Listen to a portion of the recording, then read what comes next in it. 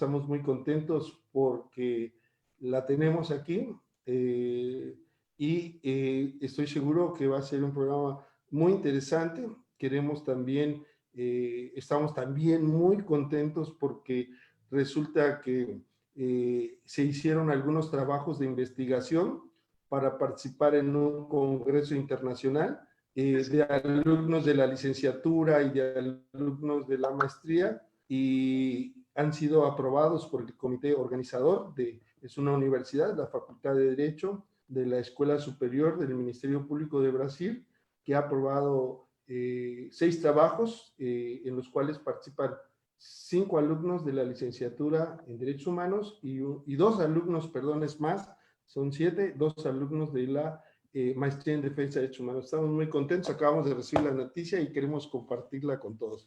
Pero vamos a regresar a nuestro programa de hoy, a Viernes de Derechos Humanos. Hoy tenemos una invitada de lujo, tenemos realmente un tema que es importante, que tiene que ver con la madurez de todos nosotros en la forma de resolver controversias, que se plantea como una alternativa para que sea más eficaz y pronta la justicia. ¿Quién vamos a tener hoy? Daniel, ¿nos puedes mandar la introducción del programa del día de hoy, por favor?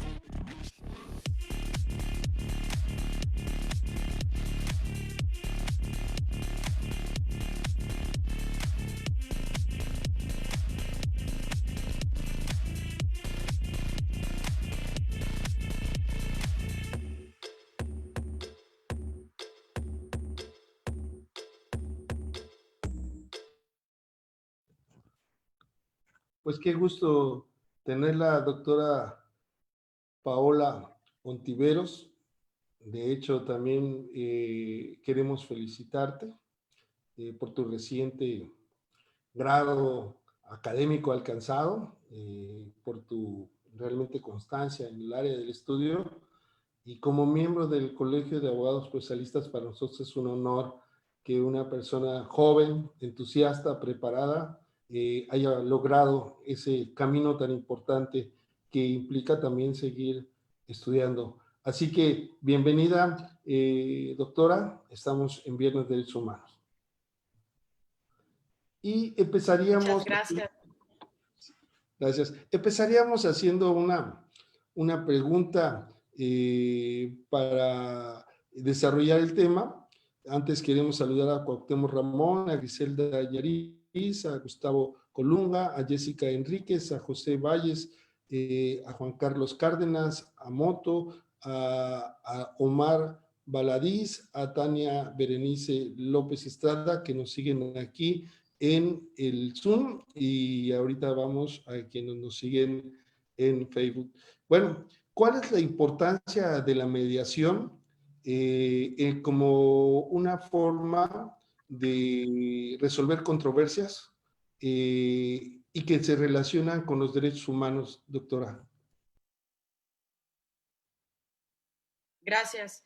Espero que se escuche bien porque estoy teniendo un poco de intermitencia. Muchas gracias por la invitación, doctor Alfonso, y al SECOCISE. Y bueno, un gusto a todos los que nos están acompañando el día de hoy. Me gustaría platicar con ustedes, pues más que nada de la práctica profesional, la experiencia que he tenido yo en mediación y en la protección de derechos humanos, porque como mediadores no solamente tenemos que tener toda una capacitación o toda una preparación en materia de mecanismos alternativos, sino que hoy en día también somos evaluados en nuestras recertificaciones como mediadores, que duran 3 años, en materia de perspectiva de género y sobre todo en cuestiones de protección de derechos humanos, ¿no? Para generar estos equilibrios que deben de existir dentro de una relación que está en conflicto. Entonces, primero que nada, la mediación, ¿para qué nos sirve? Uno, es muy importante que a través de la mediación no se vea como un mecanismo alternativo. Ya hemos platicado con el doctor Alfonso en foros anteriores que la mediación no solo es alternativo, sino que es un mecanismo adecuado y en muchas ocasiones complementario a la justicia tradicional. Adecuado en el sentido de que cuando las partes se sienten listas de manera voluntaria, acuden a esta forma de hacer justicia para resolver sus propios conflictos. Se les ayuda a tener una mejor comunicación, una comunicación asertiva, y se les ayuda a hacerse responsables de la solución de sus propios conflictos. Es decir, que se busca que no solamente permeen dentro del conflicto las posiciones que traen las partes cuando están enfrentadas, sino que se analizan los intereses y las necesidades de cada una de las partes para que se resuelvan dentro de este conflicto. Son ellos mismos quienes proponen sus propias soluciones al conflicto, y además este proceso de mediación busca satisfacer las necesidades de cada una de las partes. Por tanto, es que se impera este principio que es la equidad entre las partes. Además, el tercero que facilita la comunicación entre las partes debe ser una persona que es neutral y que es imparcial. Por tanto, no es como en la justicia tradicional, donde tenemos a un tercero que nos va a resolver el conflicto y que va a decidir quién gana y quién pierde. Y a esto me refiero con un juicio o con un arbitraje. A través de mediación tenemos estos elementos en donde tenemos un tercero que va a funcionar como puente de comunicación, el tercero que va a facilitar este proceso para que sean las partes las que resuelvan sus propios conflictos, se responsabilicen y tengan estos compromisos para cumplir estas obligaciones de dar, hacer o no hacer. Además, la mediación, nosotros estamos viviendo hoy en día en una cultura de violencia. Entonces, ¿qué nos ayuda la mediación? Nos ayuda a romper estos esquemas de cultura de violencia, nos ayuda a permear en las instituciones a nivel estructural y a nivel personal una cultura de paz, una paz positiva, una paz en donde podamos tener estos accesos a la justicia para cualquier persona de cualquier nivel económico, de cualquier parte de la República Mexicana, tenga el derecho de acceso a la justicia, ¿no? Y este derecho a acceso a la justicia, que ya lo iremos platicando más adelante, puede consistir en dos tipos de servicio, un servicio público y un servicio privado. Segundo punto de los beneficios de la mediación es que además de generar una cultura de paz en donde son las propias partes las que son responsables de resolver sus conflictos, esto va a permear a un fin común, que es el bienestar social.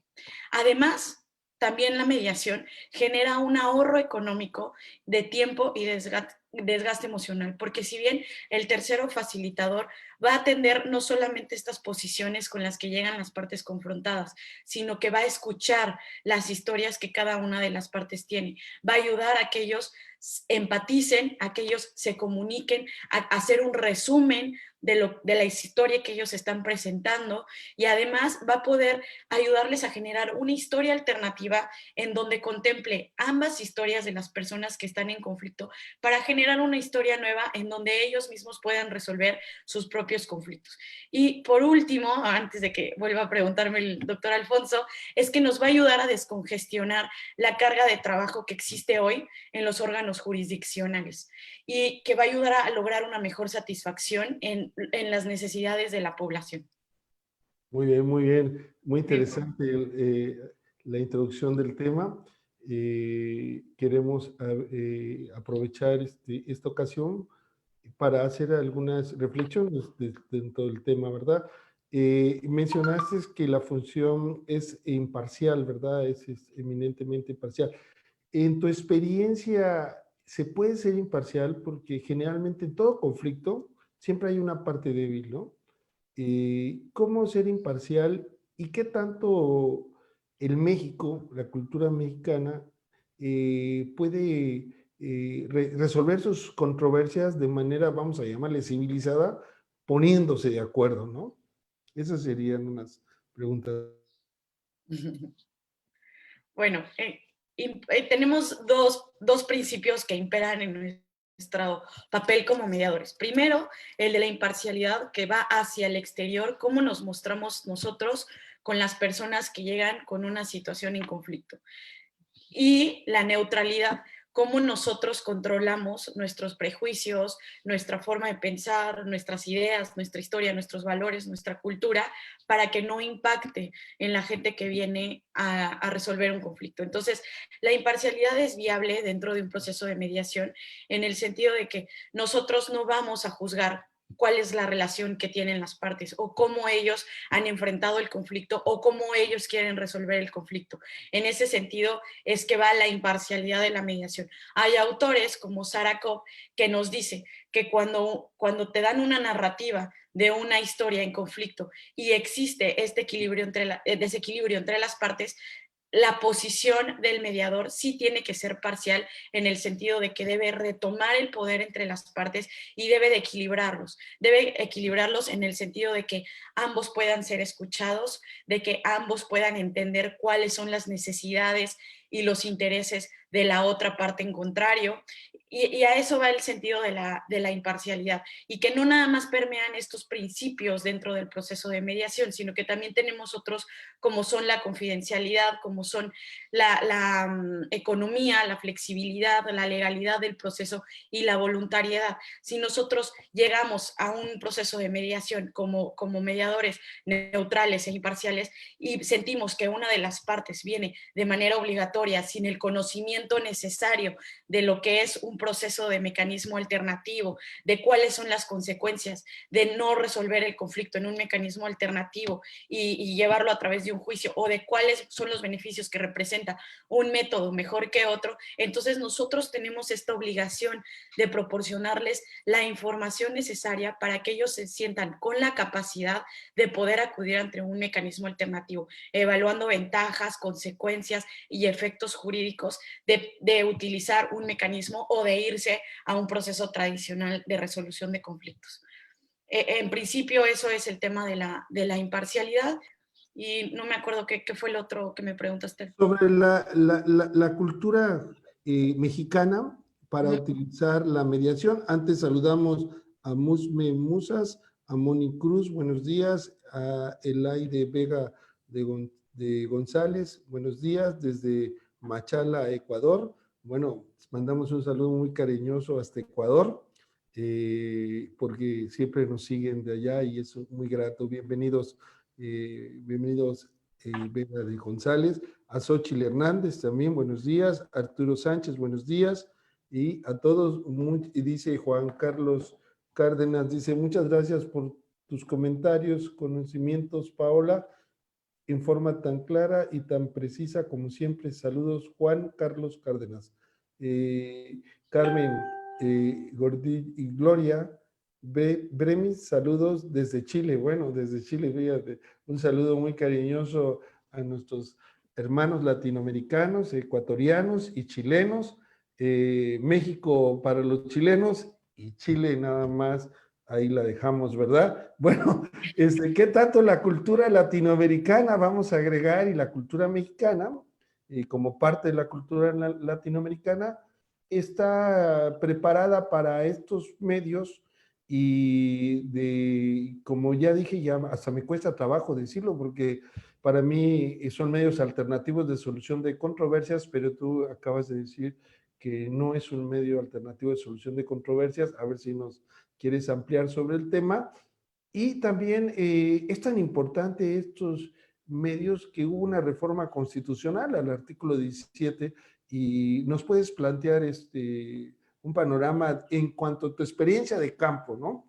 Claro. Ya y cómo ahora, ya te voy a dar una tarea ahí, cómo ahora se puede hacer la mediación virtual, ¿no?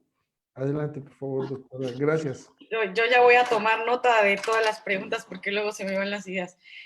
Primero que nada, la reforma se hizo en 2008 en el artículo 17. Primero estaba contemplado en el cuarto párrafo, después se modificó al quinto párrafo, en el sentido de que se tiene que tomar en cuenta para los procedimientos, para resolver los procedimientos a través de las autoridades que deberán privilegiar la solución del conflicto sobre los formalismos procedimentales. Es decir, que las leyes van a prever mecanismos alternativos de solución de controversia. Hoy en día ya existe una jurisprudencia en Ciudad de México donde deben ser las autoridades quienes informen a las partes que existen estos mecanismos alternativos de solución de controversia. Llámese mediación, llámese conciliación, llámese arbitraje en el área que operen. Entonces, esta fue la reforma que cambió hoy en día los procesos jurisdiccionales y que no nada más fue la reforma de 2008, desde 1997 fue en el estado de Quintana Roo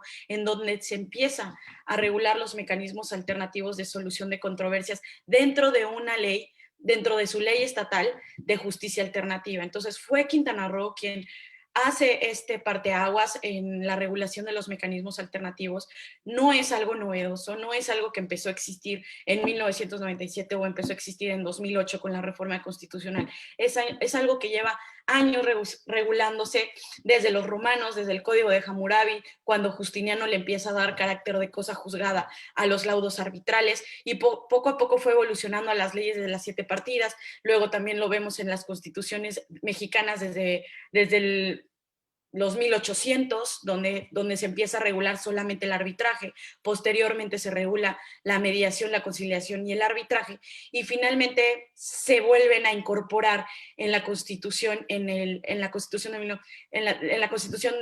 en el año de 2008 se hace esta reforma y se vuelven a incorporar no solamente el arbitraje, la mediación, la conciliación, sino también ya en México tenemos esta regulación de una ley nacional penal en donde también se considera la justicia restaurativa y la justicia para adolescentes. Entonces, no quisiera que nada más se queden que la justicia restaurativa aplica en materia penal. La justicia restaurativa también aplica en otras áreas, sobre todo en áreas como la familiar, en donde hay que restaurar todo este sistema social para poder estar en paz, en una cultura de paz en los integrantes de la familia. Entonces, la justicia restaurativa no solamente va a aplicar para cuestiones penales, eso sí que quiero que quede claro, y puede aplicarse también en cuestiones de mediación indígena, de mediación comunitaria. Sin embargo, no está así regulado en las leyes estatales que hoy tenemos en México, las cuales son ya, hoy por hoy son 30 leyes estatales, nos falta el estado de Guerrero,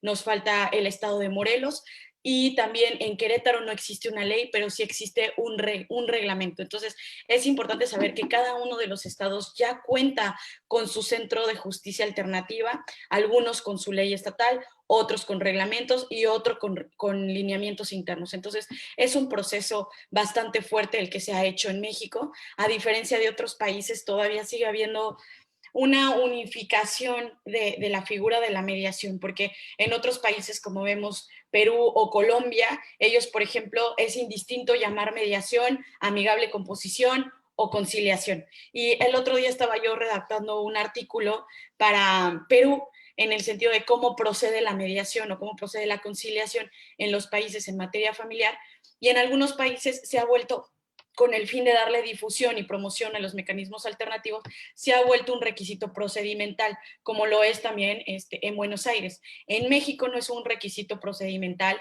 se está planteando en una ley general, todavía no existe una ley general en México, ya hay 3 proyectos de leyes generales, en una de ellas sí se contempla este requisito de procedibilidad, que en muchos foros se ha debatido si atenta o no contra la voluntariedad de las partes. Sin embargo, es un paso más allá para dar a conocer cómo pueden beneficiarse o cómo puede descargar esta saturación en los órganos jurisdiccionales a través de estos mecanismos, si se dieran a conocer y si en verdad se implementaran por las autoridades y si en verdad los abogados estuvieran en el conocimiento de cómo funciona y cómo ellos todavía pueden participar en la solución de los conflictos, no nada más el mediador, el abogado también, pero el abogado hay que cambiarle este chip de la judicialización del sistema y ayudarle también a sentirse integrado dentro de estos mecanismos alternativos con el fin de que se vuelva un proceso mucho más ágil para darle a los clientes lo que solicitan, que es la solución real del conflicto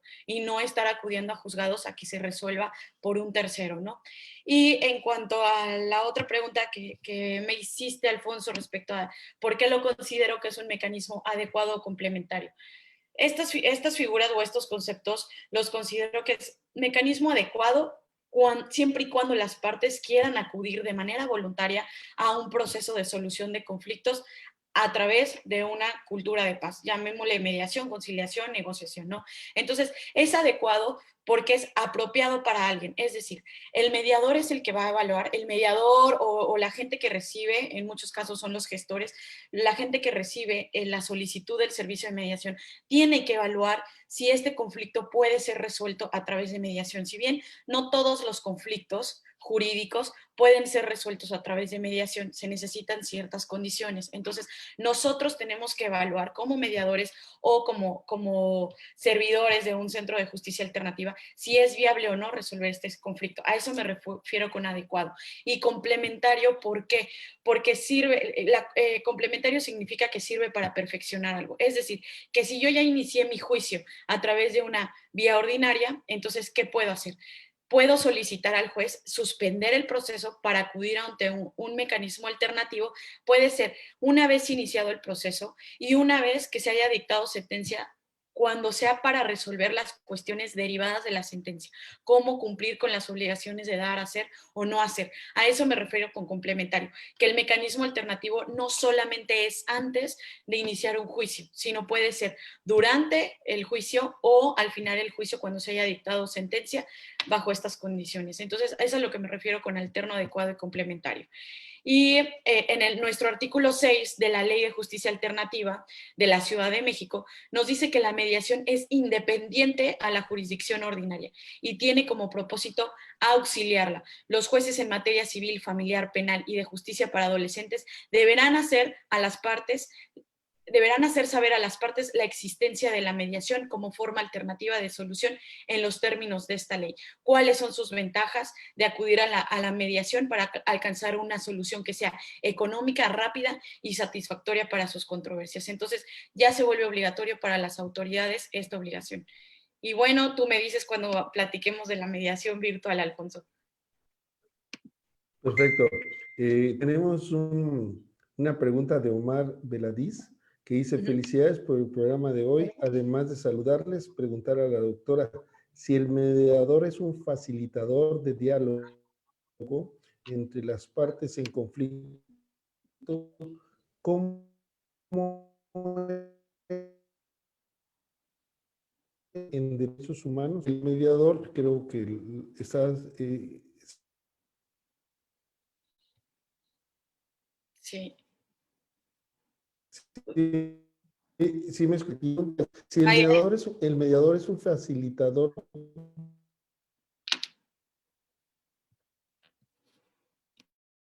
de diálogo, ¿cómo participa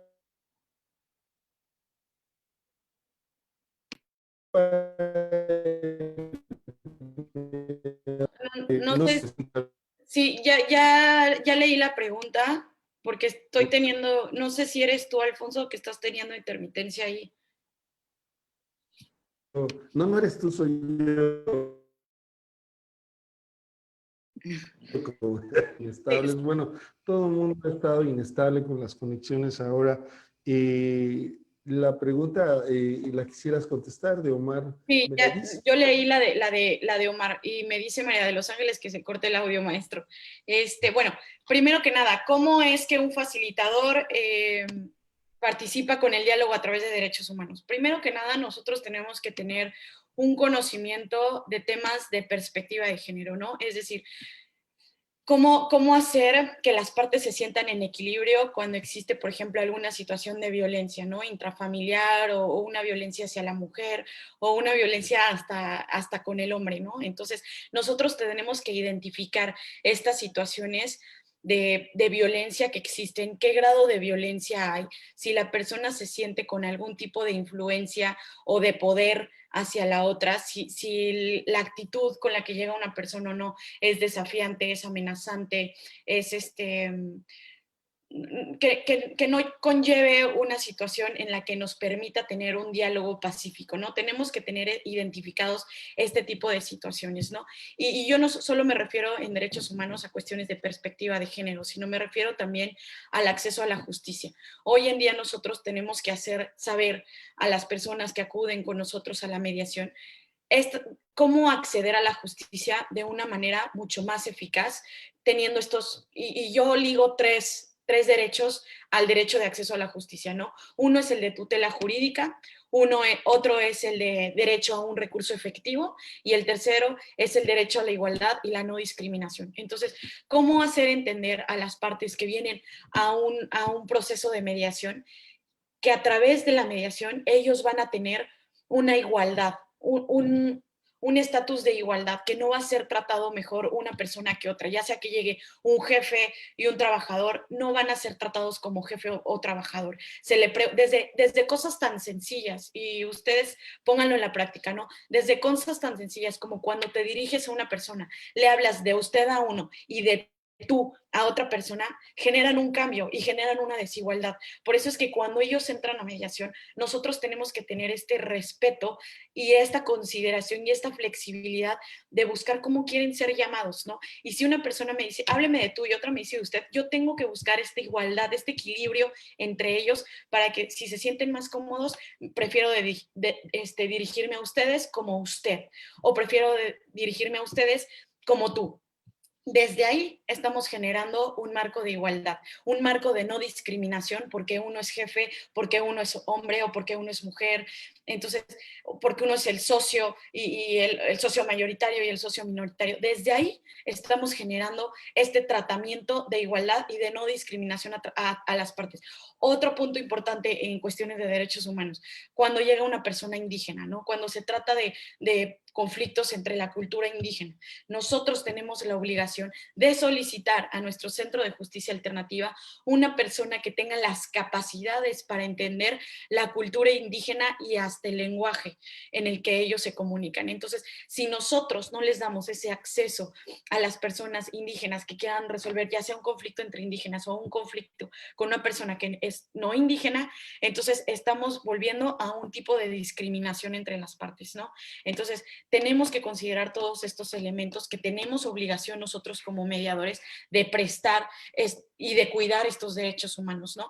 En el segundo sentido de un derecho como recurso efectivo es que la mediación se está volviendo un recurso efectivo en el sentido de que se están obteniendo resultados a través de acuerdos o convenios que pueden ser de dos tipos. Un acuerdo puede ser verbal y ese no va a tener efectos jurídicos, y eso queda a voluntad de las partes. Lo ideal en la mediación y lo que se vuelve efectivo en la mediación es que sean las partes las que consideren estas soluciones o estas alternativas para resolver el conflicto que ellos se comprometan a cumplir. Entonces, un buen acuerdo es el que ellos se comprometen a cumplir sin necesidad de darle un efecto jurídico. Sin embargo, también está la posibilidad de llegar a un convenio con las formas legales y con los requisitos establecidos en ley para que este convenio tenga el carácter de cosa juzgada y se vuelva ejecutable en la vía de apremio, ¿no?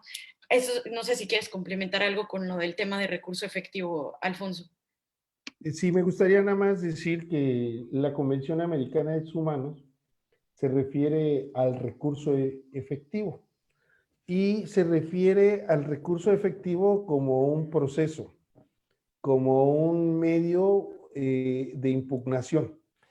Pero en sentido amplio, debe entenderse el recurso como cualquier medio que garantice la protección eficaz de los derechos humanos. En ese sentido, como decía Carneluti, si las partes se ponen de acuerdo, pues mientras menos conflictos haya, pues será un pueblo más civilizado. Entonces, a veces es cuestión de semántica, ¿no? Pero si yo, por ejemplo, tuviera un conflicto y pudiera resolverlo de manera más armónica posible, porque a veces no nos damos cuenta, pero la guerra es el problema. Es decir, el conflicto es el enemigo y no la parte contraria.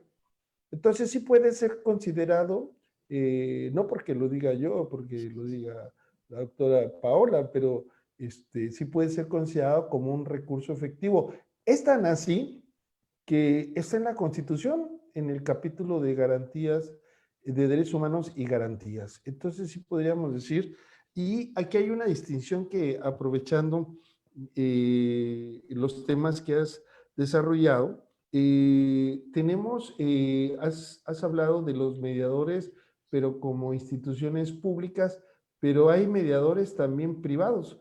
Yo recuerdo que estaba en Bogotá en un congreso y hubo un receso y un profesor me dijo, que es abogado, me dijo el doctor René Moreno, un fuerte abrazo si alguna vez nos oye otra vez por este medio, ¿no? Me dijo, acompáñame, voy a ir ante un notario público porque estamos en un proceso de mediación. Es decir, los notarios públicos en Bogotá, en Colombia, participan en procesos de mediación.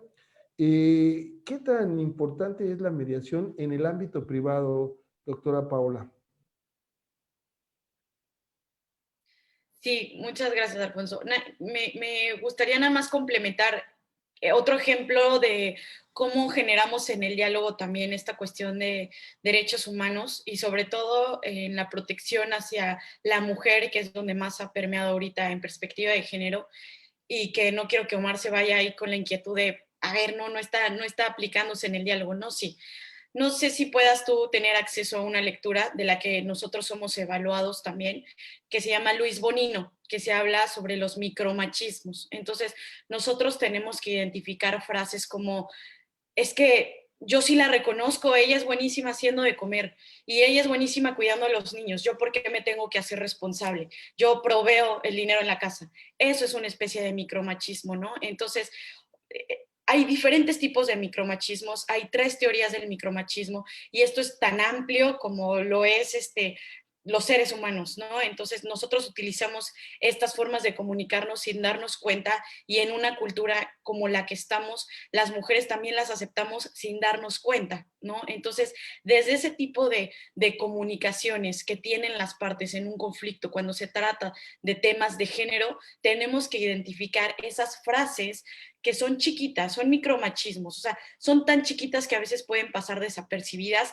y nosotros no hacemos nada por volver a restaurar esa relación en equilibrio. Entonces, como mediadores, justo necesitamos estas habilidades de escucha y de observación activa. Desde el hecho de que si existe una situación de violencia de género, que sí podemos llevarlo en mediación, pero hay niveles de violencia. Puede ser verbal, puede ser una verbal emocional, me refiero, o ya cuando son cuestiones físicas es muy difícil llevarlas a cabo, pero pueden estar las partes con la voluntad de acudir a una solución de conflicto, pero si vemos que el hombre empieza y da un manotazo o patea abajo de la mesa, tenemos que estar con esta observación activa y con esta escucha activa para identificar esa situación.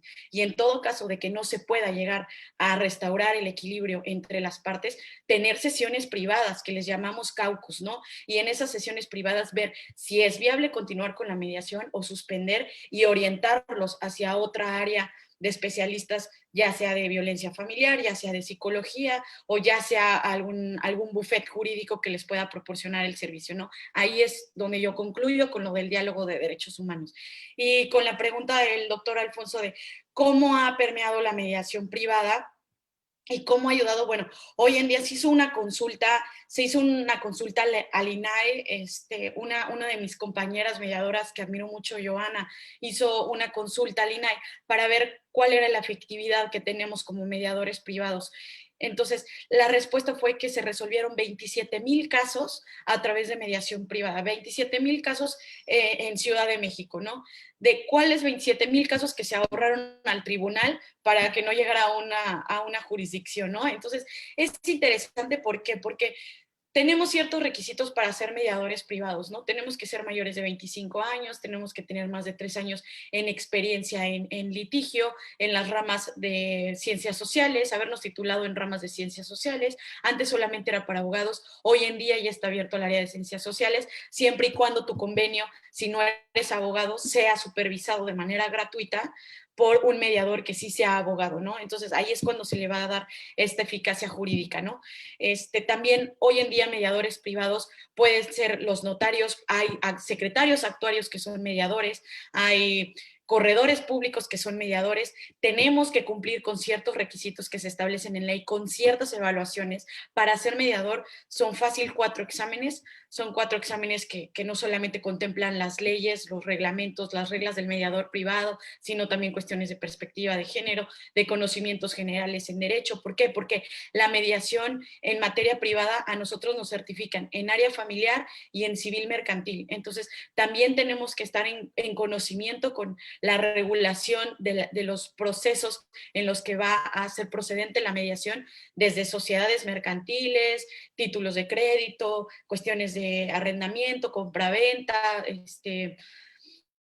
asociaciones, cuestiones familiares, todo lo que derive del divorcio o de las convivencias familiares, que actualmente está muy en boga estas situaciones de convivencia familiares, tutelas, adopciones, filiaciones, cuestiones de sucesiones, sucesiones testamentarias. Entonces, bueno, montón de información la que nosotros tenemos que tener para poder llegar a ser mediadores privados, ¿no? Y no nada más nos quedamos ahí, sino que hoy en día ya también están estas cuestiones de las nuevas tecnologías, la protección de datos personales, los avisos de privacidad que nosotros tenemos que brindarle a las personas cuando ellos nos dan toda esta información de datos personales, cómo va a ser el proceso confidencial, cómo impera la autonomía, cuáles son las reglas que se deben de seguir, qué medios electrónicos, por ejemplo, se van a implementar para resolver el conflicto. Entonces, es un bagaje bastante amplio de conocimientos que debemos de tener como mediadores privados. ¿Ha sido efectiva? Sí, a diferencia del mediador público, nosotros tenemos tarifas específicas en ciertos conflictos. No hay en sí una regulación de las tarifas que nosotros tenemos como mediadores privados, por si se lo preguntan. Eso puede variar en porcentajes dependiendo el monto del asunto. Y bueno, sí, siempre y cuando tengamos nosotros dentro de nuestro centro de justicia privado, centro de mediación privado, tenemos que tener ahí una publicación de que se tienen honorarios y de cuánto parten esos honorarios. Va a depender del caso y va a depender por porcentajes o cada mediador va a establecer su tarifa, ¿no? Y dependerá la experiencia también del mediador para el cobro de estos servicios. Perfecto, muy completa. Bueno, ahora saludamos a Venezuela, nos acompaña también Julio Alcalá, ya tenemos gente de Chile, de Venezuela, ¿no? Y habíamos dicho de Ecuador. Entonces, y aparte, pues a nuestros amigos de Chiapas, ¿verdad? Y de toda la República Mexicana.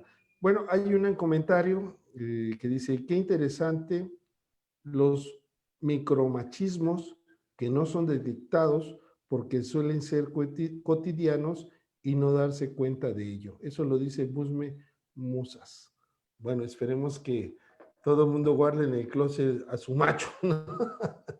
Un saludo muy cordial. Lo que sí tenemos que hacer un cambio de cultura en la convivencia social humana, ¿verdad? Y a mí me llama la atención y quisiera saber cuál es tu reflexión, Paola, respecto a la función concreta que realicen. ¿Podríamos decir que son como terapeutas en la resolución de los conflictos? En realidad, no. No, nosotros no llevamos una capacitación psicológica para la resolución de conflictos. Nosotros no damos esta atención psicológica. Orientamos a las personas que llegan a un conflicto. Si nosotros llegamos a ver que es un conflicto, que está permeando alguna afectación psicológica, nuestra obligación es decirle a las partes que existen esos servicios también gratuitos, existen esas instituciones que pueden apoyarlos en estas cuestiones, en estas afectaciones psicológicas que tienen y que en cualquier momento pueden regresar con nosotros. Sí tenemos algún desarrollo de habilidades en materia psicológica, o sea, las técnicas y las habilidades que debemos de implementar dentro de un proceso de mediación sí derivan de muchas teorías psicológicas, pero como tal no somos psicólogos. Tenemos que tener, como yo les decía, un amplio conocimiento de los temas y saber de dónde vienen muchas de las técnicas que nosotros implementamos, ¿no? Dentro del proceso, porque muchas de las técnicas, por ejemplo, yo les comento una de las que he estado estudiando mucho, una teoría que se llama el aprendizaje social de Bandura, por si quieren leerlo, y cómo nosotros aprendemos a través de la imitación, ¿no? Entonces, cómo la imitación de la gente a la que admiramos permea nuestro comportamiento, ¿no? Y entonces eso genera que nosotros también tengamos ciertas actitudes hacia los demás, ciertos comportamientos que no sabemos de dónde derivan. Entonces, cuando nosotros logramos aplicar algunas técnicas para que estas personas identifiquen por qué se están comportando de esa manera o cuáles son sus bloqueos referente a ciertos temas, ¿no? Por ejemplo, alguien que trae un machismo muy marcado o una mujer que trae un feminismo o un empoderamiento demasiado marcado ante un hombre y que tampoco lo valida, nosotros tenemos que voltear a ver de dónde derivan estos conflictos, cómo es que nosotros podemos hacerla entrar a otros casos en donde podamos reconectarlos con esta nueva forma de pensar, ¿no? Podemos utilizar metáforas, podemos utilizar frases, nunca podemos incidir en si lo que ellos están pensando está bien o está mal. Nosotros no podemos hacer eso, ¿no? Pero sí podemos poner a la persona en un estado de empatía para que entienda, a ver, ¿qué pasaría si tú fueras el hombre y a ti te estuvieran diciendo que no traes dinero a la casa, que eres un inútil? ¿Cómo te sentirías tú en estos casos, no? Entonces, tratar de hacer que la otra persona entienda un poco el papel que está teniendo la parte contraria, ¿no? Y entonces eso se vuelve un poco psicológico, pero no tenemos nosotros estos conocimientos como si lo deben de tener un psicólogo. Hoy en día hay psicólogos que sí llevan procesos de mediación. Como les repetía, muchas de las técnicas y que yo les puedo comentar algunas van sobre teorías generales del conflicto, no teorías psicológicas. Teorías generales podemos hablar de Galtung, podemos hablar de Burton, podemos hablar de algunas teorías que también, bueno, de algunos sistemas, modelos de conflicto de Joseph Redorta, en donde se ha venido estudiando la observación, el cómo el ser humano aprende y el cómo actúa derivado de ese aprendizaje o derivado de esos sistemas o estos elementos de reforzamiento que tiene el ser humano para actuar de cierta manera, ¿no? Entonces, sí hay que profundizar un poco más en esas teorías, estudiarlas a profundidad y aplicarlo en el sentido de que yo estoy aquí para ayudarles a que ustedes se sientan responsables del conflicto, para que ustedes entiendan a la otra parte, la escuchen y podamos llegar a una solución. No damos terapias como tal. La verdad que el tema del machismo es un tema muy serio porque la mayoría de los casos de violencia hacia la mujer pues son desplegados por personas que están dentro de su entorno y terminan incrementando poco a poco la violencia hasta causar la muerte y en eso tenemos graves problemas en México sobre el feminicidio, que es un tema que tratamos con la maestra Nancy Lara Hernández. Excelente, está la grabación aquí en la página del Facebook del Secosice, a los que les interese adentrarse más en este tema interesantísimo y importantísimo, los invitamos a hacerlos. Buenos días, Merly Martínez Lascano saluda y felicita a la doctora Paola por su interesante plática y me gustaría saber, dice, si se puede mediar con el Estado, es decir, cuando hay un problema de carácter administrativo, si se puede llevar la mediación al Estado. Y Mónica C. González, miembro también del colegio, saluda desde Tapachula, Chiapas. Excelente tema. Un saludo, Mónica. Y están viendo también Frida Velázquez. Entonces, la pregunta, ¿se puede hacer mediación frente al Estado?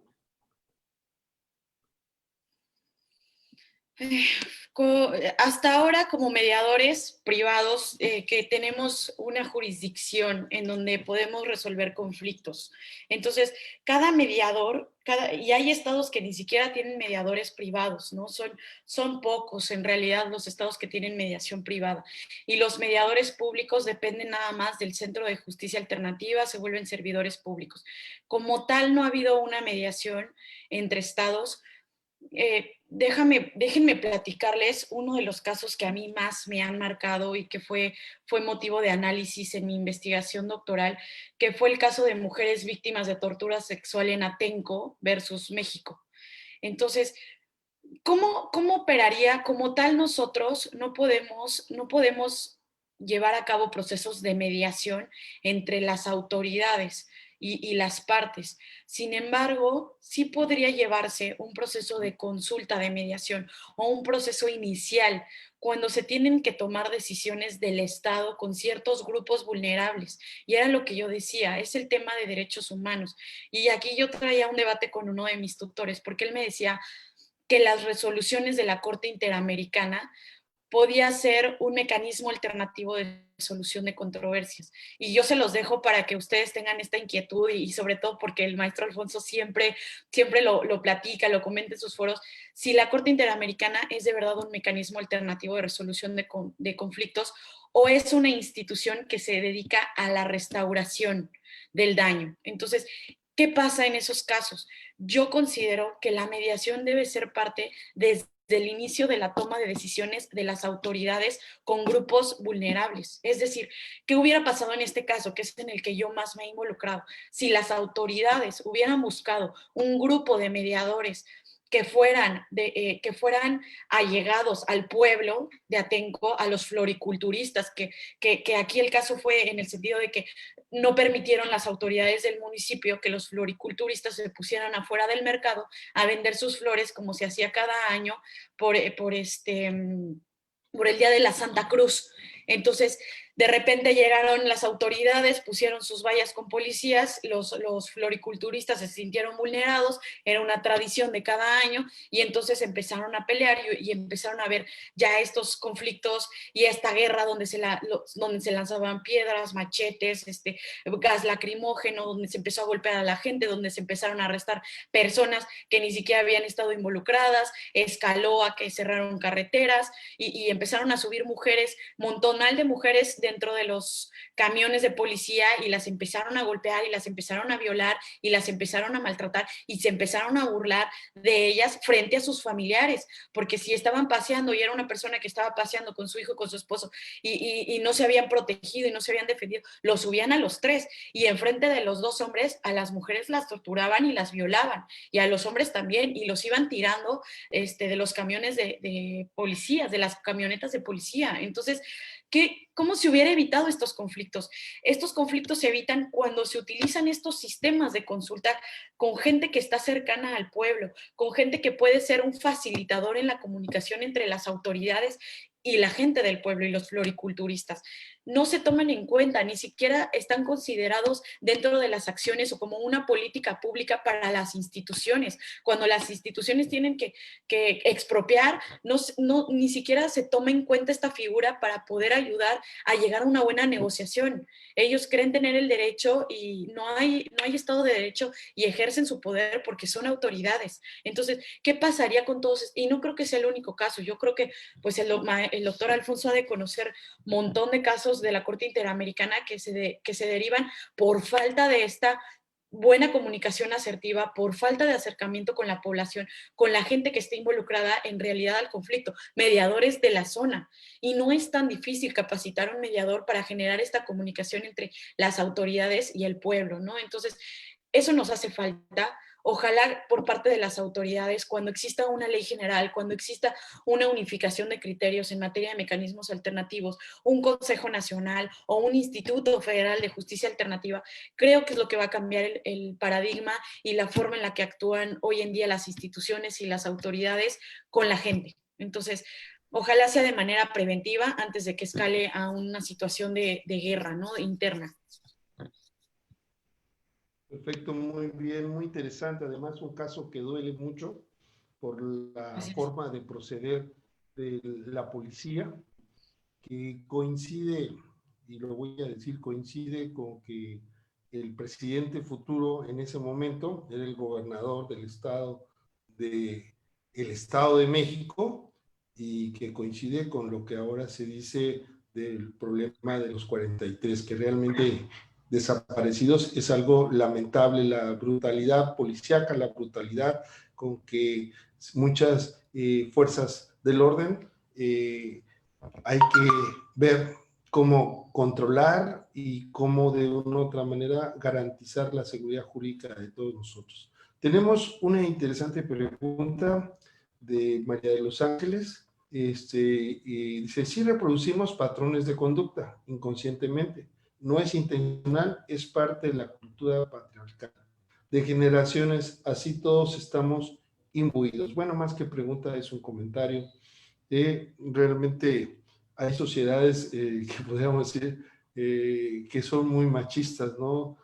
No quiero decir algunas, entre ellas, desde luego, México, y sí tenemos que ir cambiando. Hace rato platicaba con una doctora sobre si era necesario que hubiera más mujeres en los lugares, en los órganos de decisión. Yo les decía, hay dos perspectivas, ¿no? Una, si estuviéramos en un mundo ideal, pues podría estar lleno de mujeres, podría haber participación, siempre y cuando se respetaran las capacidades, sea hombre o mujer. El sexo no debe ser una distinción, pero en el mundo en el que estamos hay que abrir más espacios para las mujeres.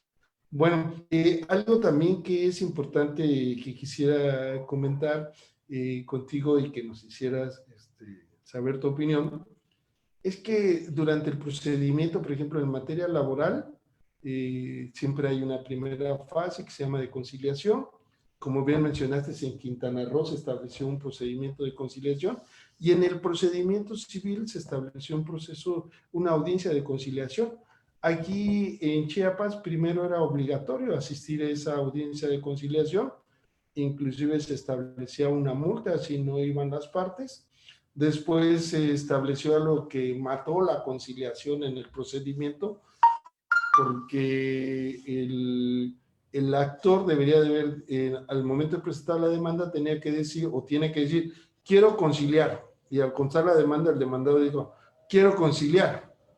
Entonces, pues nunca lo hacen, ¿verdad? Desgraciadamente. Entonces, ¿cuál es el cambio? ¿Cuál es el cambio si ya dentro de mucho tiempo hemos estado con estas figuras que queremos que los problemas se resuelvan a través del diálogo, no de la confrontación, aunque sea jurídica, a través de las concesiones recíprocas? ¿Cuál es el cambio cualitativo que tenemos con este tipo de instrumentos jurídicos, doctora Paola?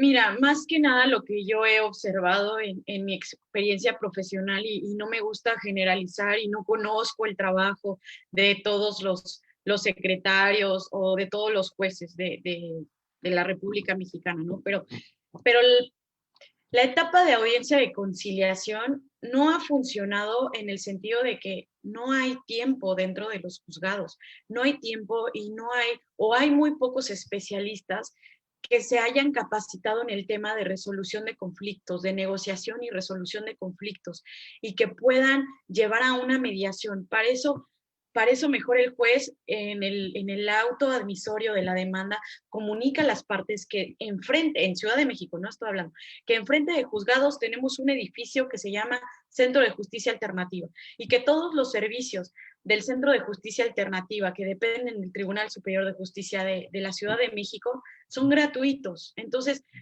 porque el personal está contratado ahí, el personal es personal de confianza que está contratado ahí, que también tienen una vigencia de 3 años, que también se ha capacitado en esos asuntos, que son más de 20 mediadores públicos los que trabajan en el Centro de Justicia Alternativa, más hoy en día tenemos 300 yo creo que estén vigentes, 300 mediadores privados en Ciudad de México.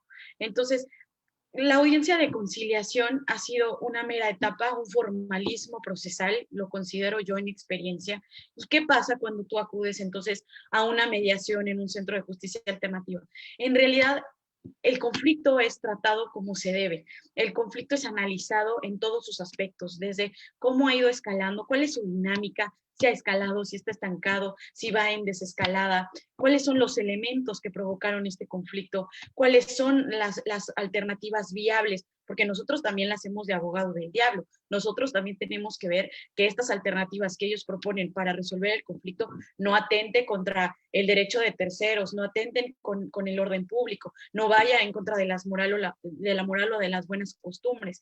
Entonces, se tiene que tener un formalismo y una fundamentación jurídica para esas alternativas de solución, que en muchos casos pues no hay tiempo, porque, y no es largo, un proceso de mediación no es largo, puede llegar a ser de 3 sesiones o de 5 sesiones máximo, entre 1 hora, hora y media, ¿no? Dependiendo del conflicto.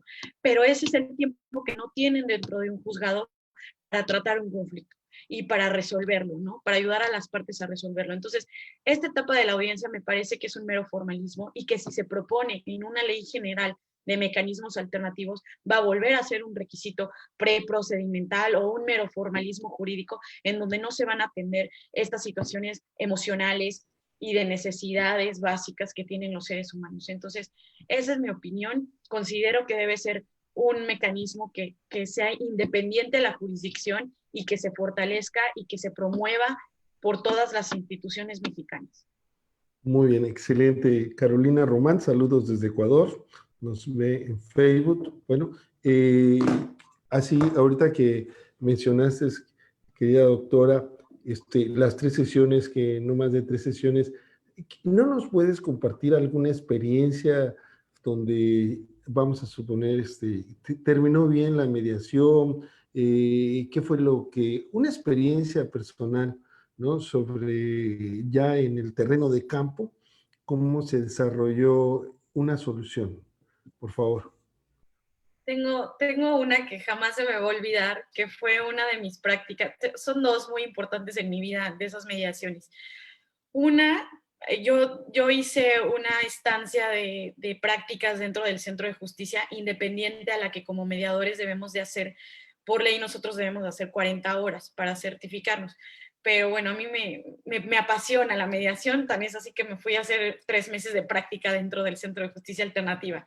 Tuve la oportunidad de conocer el trabajo de varios de los mediadores. No todos operamos igual, no todos llevamos las mismas etapas en el mismo tiempo, ¿no? Ni todos aplicamos las mismas técnicas en un proceso de mediación, ¿no? Dependerá el conflicto, dependerá las partes, pero uno de los que recuerdo muchísimo que me llenó el corazón fue un señor que llegó con el nombre de, no voy a decir nombres, con el nombre de José, llegó a solicitar un servicio de mediación y a entender en qué consistía la mediación, porque decía que él tenía un conflicto con su vecino y un conflicto derivado a que no le había acabado de pagar una silla que él había hecho, porque José se dedicaba a la carpintería.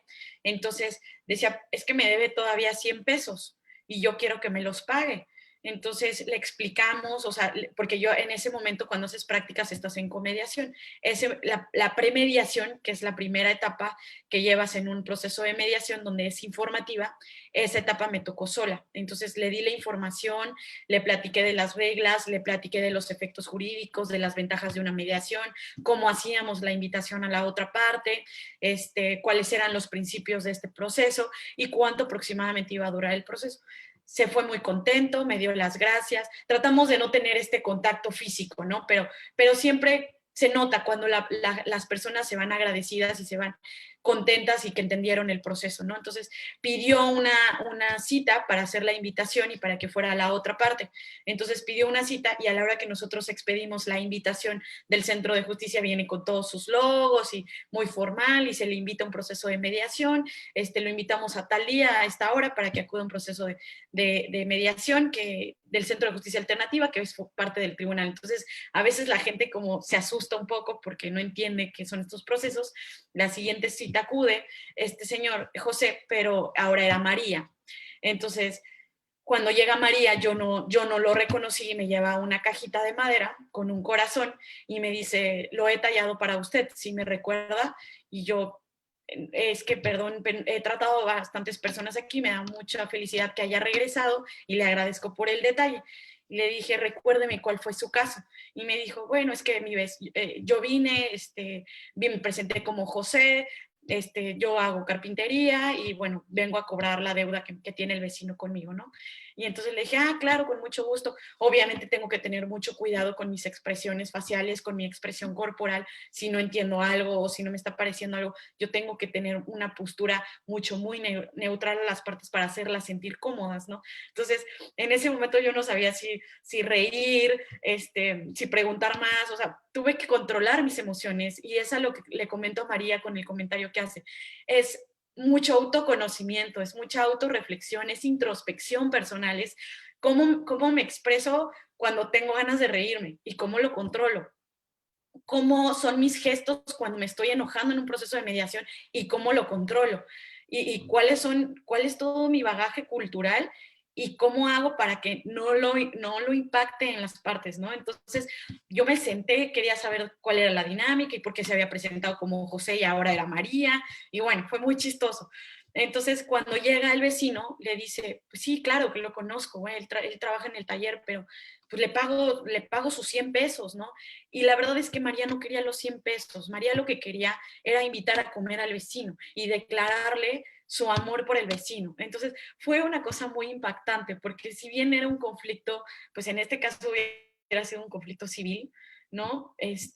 Terminó siendo un conflicto meramente emocional, en donde esta persona no había sido escuchada, no, sí quería los 100 pesos porque había sido su trabajo y sí los iba a aceptar, pero quería tener la oportunidad de invitar al vecino, ¿no? A comer y borrón y cuenta nueva, ¿no? Y el vecino había dicho, te agradezco que me digas lo que estás sintiendo, yo no estoy interesado, yo soy una persona heterosexual y también espero que lo respetes. Y también hacerle entender a María, pues que hay personas que no están interesadas, ¿no? Entonces, cómo manejar ese diálogo fue muy difícil y cómo entender a ambas partes fue muy difícil, pero el hecho de que se escucharan y se respetaran, creo que les cambió la vida a los dos, ¿no?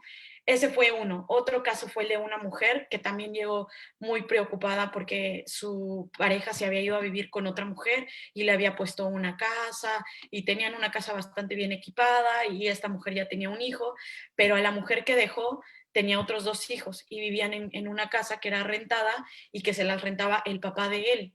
Entonces ella se había dedicado todo el tiempo al hogar, no había tenido tiempo de seguir ejerciendo su profesión de contadora y pues la verdad se sentía muy desilusionada, se sentía frustrada, se sentía enojada con él porque ella seguía rentando en casa del papá de él y él ya tenía una casa con otra familia, ¿no?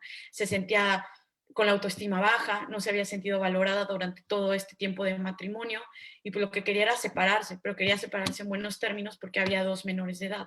Entonces, cuando llegan a la mediación, no solamente se lleva todo un proceso, ¿no? Porque legalmente nosotros tenemos que cumplir con los requisitos para presentar el convenio de mediación cuando deriva de un divorcio. Se tienen que cumplir con todos estos requisitos. Entonces, si no cubrimos con esos requisitos dentro del proceso de mediación, puede ser nulificado el convenio.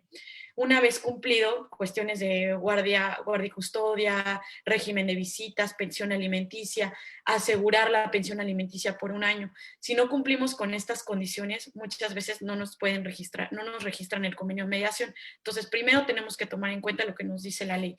Y luego y dentro de este proceso de los requisitos, tenemos que ir lidiando con las emociones que traen las partes. Yo no puedo empezar, o sea, en mi ética profesional y en mi ejercicio profesional, yo no empiezo a resolver cuestiones establecidas como requisitos de ley si no he tratado las emociones de las partes en un conflicto familiar. Entonces, para mí es muy importante que si ellos no se legitiman, que si ellos no se respetan o no se valoran en el papel que tienen como mamá y como papá, independiente de los hijos, como pareja, independiente de los hijos, no entro a una negociación familiar, ¿no? Entonces, ¿qué pasó? ¿En qué terminó? Él le pidió disculpas a ella, la reconoció como una mujer muy exitosa, muy profesionista. Ella dijo que iba a regresar a ejercer su profesión, estaba muy contenta porque se iban a repartir el tiempo con los hijos y los hijos iban a tener acceso a una mejor educación. Y fue una mediación muy emotiva porque los dos llorando, abrazándose y pidiéndose disculpas, todo el convenio, o sea, todas las cuestiones legales fluyeron por sí solas. Entonces, son conflictos que si bien entran con muchas emociones, salimos todos con una satisfacción personal muy grande y bueno, no solo personal, ¿no? Sino una satisfacción de decir, logré que estas personas se fueran contentas y a gusto con lo que estaban buscando, ¿no? Excelente, muchas gracias por compartir. Creo que te volviste a emocionar. La memoria también Sí, es es un así sentimiento, la ¿verdad? mediación. Quiero decirles que ya nos llegó la presentación, nos mandó una presentación muy grande la doctora Marta Dávila, que ya los que anotaron su nombre sobre la jurisdicción internacional, que también estuvo en Viernes de Derechos Humanos, prometió hacerla y se las vamos a hacer llegar. Bueno, hemos llegado ya casi al punto final del programa. Queremos agradecer a todos a nombre de la Universidad Autónoma de Chiapas, a nombre del SECOSICE, desde luego a todos los que nos siguen y a la doctora Paola Ontiveros por su tiempo, su dedicación y por compartir sus experiencias y conocimiento que realmente han sido muy buenos. ¿Cómo cerraríamos, estimada Paola, cómo cerraríamos el programa de hoy? ¿Cuál sería una conclusión desde tu perspectiva? Sí. Tenemos bastantes retos en la materia y retos me refiero no solo como profesionales en la mediación, ¿no? Sino a nivel general tenemos estos retos de lo que es una ley general, que se expida una ley general que esté aterrizada a la realidad social, que sea visionaria, que contemple un criterio unificado de cómo llevar a cabo la mediación, cómo hacerla más productiva, cómo generar estas políticas dentro de las instituciones para que sea un buen mecanismo a implementar, ¿no? Dentro de esta sociedad. Eso por un lado. Segundo, como mediadores, mediadores, conciliadores, tanto en el ámbito público como privado, tenemos que tener una capacitación, no una capacitación técnica, no una capacitación de 3 meses, tenemos que tener una capacitación constante y actualizada en los temas. Si bien ahorita ya se vienen temas de nuevas tecnologías, se vienen temas de protección de datos porque acaba de cambiar la ley, se vienen temas también sobre cuestiones laborales, porque ya también empieza a crecer un poco la conciliación laboral. Entonces, tenemos que ir creciendo y actualizándonos en cuanto a capacitación como mediadores. Y tenemos que abrir nuestro panorama no solo a lo que es la mediación familiar, civil, mercantil, sino a cuestiones también de mediación internacional. Hoy en día el e-commerce se lleva a cabo, yo compro un producto en China y me llega dentro de 15 días, pero ¿qué pasa si ese producto no cumple con las condiciones? ¿No? Entonces, también se pueden llevar a cabo hoy en día ya procesos de mediación internacional. ¿Cómo vamos a hacer que esos procesos sean reconocidos tanto en el país con el que estamos llevando el proceso como en el nuestro? ¿Cómo va a aplicar en nuestra jurisdicción? Tenemos que ir capacitándonos en esos temas, no solo internacionales, sino también comunitarios, también escolares, porque la mediación tiene que ser una materia de enseñanza si bien desde primaria, para que los niños puedan tener esta forma en cómo gestionar y los conflictos sin violencia, a través del diálogo y a través de la capacitación de profesionales en materia educativa, ¿no? Y cómo saber defender sus derechos. Y por último, el tema de las nuevas tecnologías es un reto muy grande. ¿Cómo vamos a empezar a implementar estas nuevas tecnologías en nuestros servicios profesionales? ¿Cuál va a ser la regulación en estas nuevas tecnologías? Si bien hoy en día son 20 estados, 22 estados los que han proporcionado el servicio a través de medios electrónicos, todavía no existe un proceso totalmente digitalizado. Entonces, es un reto a futuro. Tenemos que estar conectados ya no solo con la gente que vive en nuestro país, sino con la gente de otro mundo. Entonces, aprovechemos las experiencias para aprender no solo de los de aquí, sino también de los expositores de otros países. Y bueno, tratemos de ampliar nuestro panorama en la prestación de nuestros servicios. Pues muchas gracias, estimada Paola. Te agradezco nuevamente a nombre de la universidad y del SECOSICE este tema tan interesante y vamos a tener que reflexionar más. Te felicita José Valles, bueno, todos te felicitamos y es un enfoque para la solución de problemas, dice.